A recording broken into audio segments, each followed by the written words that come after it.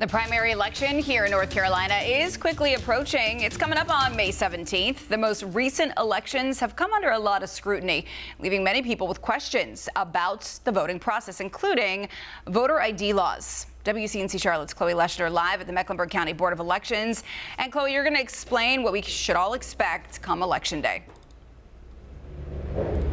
Yeah. Hey, Carolyn. Right now, voter ID laws are kind of in limbo, and you don't need an ID when you show up to the polls. Political experts don't think it will have much impact on the primary election next month because not as many people participate, but there could be big changes before the next general election.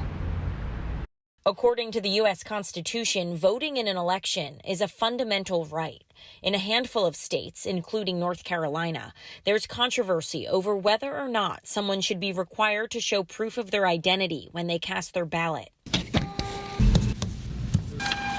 So the argument for a voter ID law is that voters are limited to voting once.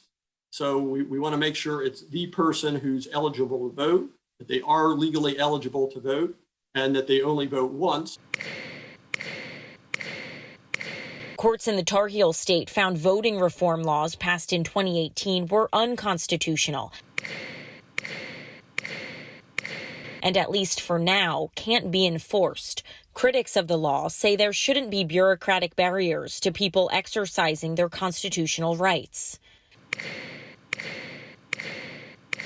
So voter ID laws tend to have a disproportionate effect on the type of people who don't have easy access to the type of documentation that the state requires.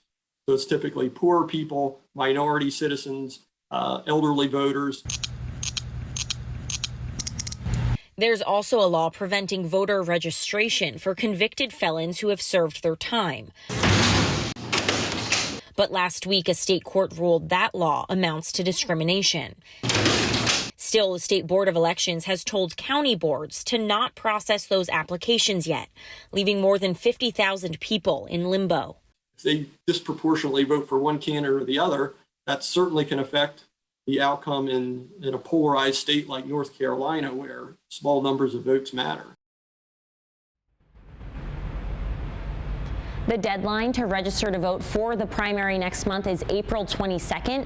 You can do that online through the DMV's website or here in person at your County Board of Elections office. You do not need an ID to register to vote. Live in Charlotte, Chloe Leshner, WCNC Charlotte.